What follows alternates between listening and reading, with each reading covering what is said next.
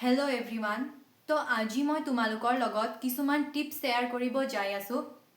যিবোৰক তোমালোকে ফ'ল' কৰি আহি থকা মেট্ৰিকৰ এক্সামটো পূৰা ভাল কৰিবলৈ সক্ষম হ'বা। যদি তোমালোকে এই 4টা টিপছবোৰ ভালদৰে ফ'ল' কৰি যোৱা, তেনেদৰে তোমাৰ মেট্ৰিক এক্সামটো বহুত ভাল হোৱাৰ সম্ভাৱনা আছে বা ভাল হ'ব। তো এই টিপছবোৰৰ ভিতৰত প্ৰথম টিপছটো আছে যে আমি ভয় খাব নালাগে।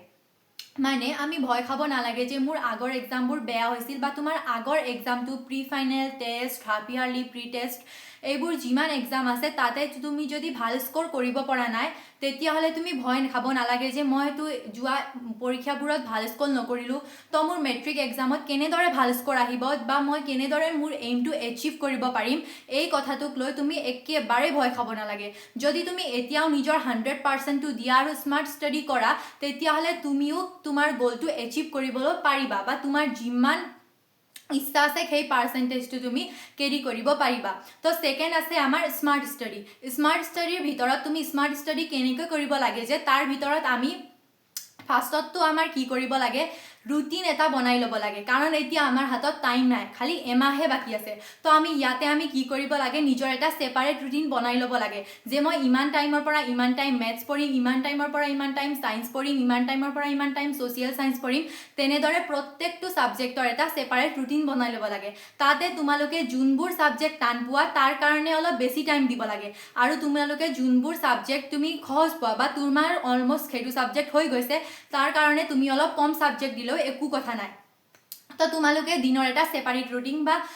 ৰুটিন এটা বনাই ল'ব লাগে। তাৰপিছত ছেকেণ্ডটো হৈছে আমি এটা টাৰ্গেটছ ল'ব লাগে যে মই আজিৰ দিনৰ ভিতৰত এইকেইটা কমপ্লিট কৰিম, বা মই আজিৰ দিনটোৰ ভিতৰত মই মোৰ মেথছৰ ছেকেণ্ড চেপ্টাৰৰ এইকেইটা সকলো কুৱেশ্যন এনচাৰ ছল্ভ কৰিম বা ছায়েন্সৰ এইকেইটা কুৱেশ্যন এনচাৰ ছল্ভ কৰিম। তুমি যেতিয়া সেইটো টাৰ্গেটটো নিজে মানে পূৰাই নোলোৱা, তেতিয়া তোমাৰ মনত এটা ভাৱ আহে যে মোৰ সেইটো টাৰ্গেট আছে, মোৰ আজিলৈকে কমপ্লিট হোৱা নাই বা মোৰ এতিয়ালৈকে কমপ্লিট হোৱা নাই। তাৰপাছত তুমি যেতিয়া দিনৰ টাৰ্গেটটো এদিন এদিনকৈ এচিভ কৰি যাবা ন, তেতিয়া মানে নিজে মটিভেট হৈ থাকিবা তুমি, যে নিজৰ মনতে মটিভেশ্যন আহিব যে মই টাৰ্গেটকেইটা এচিভ কৰি আছোঁ। তেনেদৰে তুমি নতুন টাৰ্গেট বনোৱা, নতুন টাৰ্গেট এচিভ কৰা, তেনেদৰে তোমাৰ মনত ভাল লাগিব, নিজে মটিভেট হৈ থাকিবা। তেনেদৰে তুমি ষ্টাডি কৰিব লাগিব। তাৰপাছত ছেপাৰেট ৰুটিন বনোৱাটো পূৰা দৰকাৰী, যে দিনৰ কিমান টাইমৰ পৰা কিমান টাইম তুমি কি পঢ়িবা। তাৰপাছত আছে পেপাৰ ছল্ভ কৰাটো।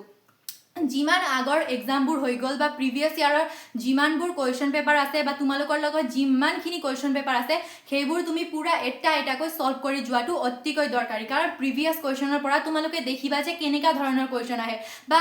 আহি থকা কেনেকুৱা ধৰণৰ টাইপৰ কুৱেশ্যন আহিব বা কি তাৰ ভিতৰত কমন পৰিছে, সেইবোৰ তুমি নিজে বাছি ল'ব পাৰিবা। সেইকাৰণে পেপাৰবোৰ ছল্ভ কৰাটো অতিকৈ দৰকাৰী। সেইটো পেপাৰবোৰ আনি ছল্ভ কৰাই হওক বা কুৱেশ্যন বেংকৰ পৰাই ছল্ভ কৰা হওক, তোমালোকে যিও কৰিব পাৰা, কিন্তু কুৱেশ্যন বেংকবোৰ পূৰা ছল্ভ কৰিবলৈ ট্ৰাই কৰিবা, মানে কুৱেশ্যনবোৰ পূৰা ছল্ভ কৰিবলৈ ট্ৰাই কৰিবা।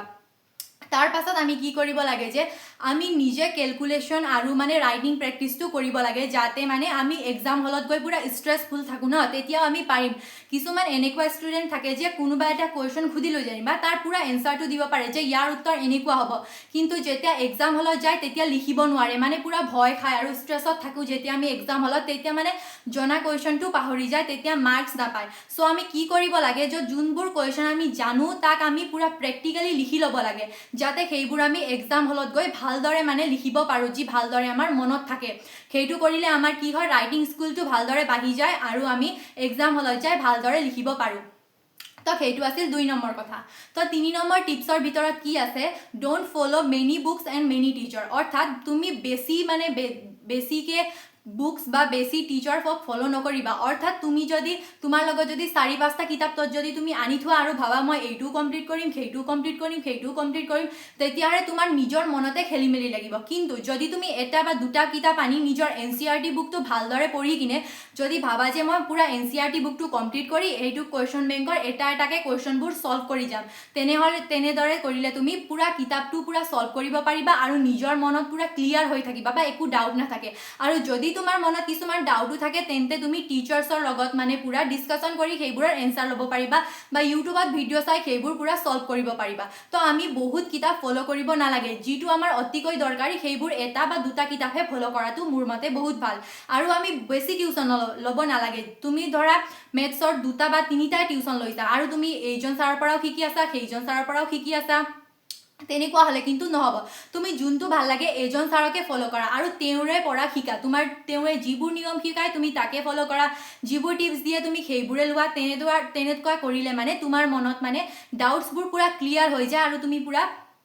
নিজৰ গ'লটো এচিভ কৰিবলৈ পূৰা একদম মানে 100% পূৰা সক্ষম হৈ যাবা আৰু তাৰ পাছত আছে ৰাইটিং আৰু কেলকুলেশ্যন প্ৰেক্টিছটো সেইটোতো আৰু দৰকাৰীয়ে বহুত দৰকাৰী যদি তুমি ৰাইটিং আৰু কেলকুলেশ্যন প্ৰেক্টিছটো নকৰা তেতিয়াহ'লে এক্সাম হলত কিন্তু পূৰা ভয়তে মানে চব পাহৰা যায় কেলকুলেশ্যন প্ৰেক্টিছটো মানে কি কোনোবা এজন এনেকুৱা ষ্টুডেণ্টো থাকে যে অংকটো ভালকৈ বুজে পূৰা জানে কিন্তু আধা কৰি এৰি দিয়ে মানে মই জানোৱে ন এনেকুৱা টাইপৰ আৰু মই জানোৱে ন আধা কৰিলোঁ আৰু এক্সাম হলত কৰি ল'ম এনেকুৱা টাইপৰ কিন্তু তেনেকুৱা হ'লে নহ'ব তুমি যোনটো জানা সেইটো পূৰা সম্পূৰ্ণ কৰিহে এৰিবা কাৰণ এতিয়া হাতত এমাহে টাইম আছে যদি তুমি এতিয়া নিজৰ 100% নিদিয়া ন তেতিয়াহ'লে পিছত কিন্তু বহুত ৰিগ্ৰেট হ'ব আৰু সেইটো ৰিগ্ৰেটটো মানে পূৰা মানে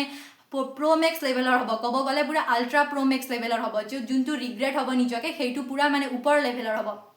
চ' তুমি এতিয়াও এমাহ টাইম আছে নিজৰ 100%টো দিয়া তোমাৰ যদি কিবা ডাউট আছে সোধা ইউটিউবত চোৱা একো নাই জনা মোকে সোধা মই যিমান পাৰোঁ ময়ো তোমালোকক ক'বলৈ ট্ৰাই কৰিম বা শিকাবলৈ ট্ৰাই কৰিম চ' তোমালোকৰ এতিয়া হাতত যি এমাহ টাইম আছে তাতে তোমাৰ নিজৰ পূৰা 100% দি লাগি দিয়া তেতিয়াহ'লে তোমাৰ নিজৰ মেট্ৰিকৰ এক্সামটো পূৰা ভাল হোৱাটো পূৰা গেৰেণ্টি আছে কাৰো তুমি পূৰা মানে ভয় খাব নালাগে যে মোৰ এইটো এক্সাম বেয়া হ'ল সেইটো এক্সাম বেয়া হ'ল বুলি একেবাৰে ভয় খাব নালাগে যদি তোমাক কোনোবাই ডিম'টিভেট কৰি আছে ন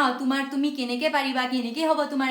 তেনেকুৱা মানুহৰ ওচৰত মাত নামাতিবা যোনবোৰে তোমাক ডিম'টিভেট কৰে সেইবোৰ মানুহৰ ওচৰত পূৰা মাতে নামাতিবা তুমি নিজৰ গ'লটো এচিভ কৰিবলৈ তুমি পূৰা মটিভেট থাকিবা আৰু সেইটো আৰু এটা কাৰণ আছে যে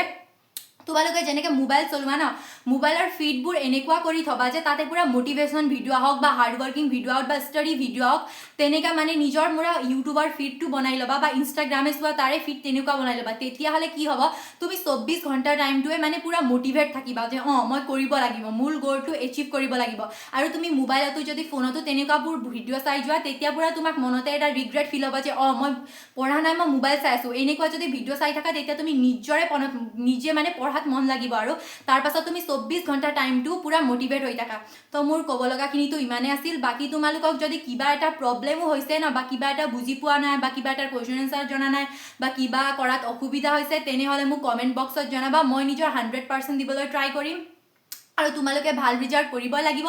আমি সকলোৱে মিলি HSLC এক্সামটো বহুত ভাল কৰিম পূৰা একদম ভাল কৰিম আৰু নিজে পূৰা 100% দিম আমি যিমান পাৰোঁ সিমান দিবলৈ আমি পূৰা ট্ৰাই কৰিম তো মোৰ ক'ব লগাখিনি ইমানেই আছিল বাকীটো তোমালোকক চবকে অল দ্য বেষ্ট আৰু এক্সামটো ভালকৈ দিবা আৰু নিজে এতিয়া পূৰা ছিৰিয়াছত আহি যোৱা কাৰণ এতিয়া আৰু টাইম নাই এতিয়া যদি পূৰা ছিৰিয়াছ হৈ নপৰা আৰু তেতিয়া কিন্তু পিছত বহুত পস্তাবা আৰু এমাহ টাইমো যদি তুমি দিন ৰাতি লাগি দিয়া ন তেতিয়াহ'লে ৰিজাল্টটো ভাল গেৰেণ্টি হ'ব 100% ৰিজাল্ট ভাল গেৰেণ্টি হ'ব বুজিলা পূৰা ৰিজাল্ট ভালেই হ'ব চ' আজিৰ কাৰণে ইমানে থেংক ইউ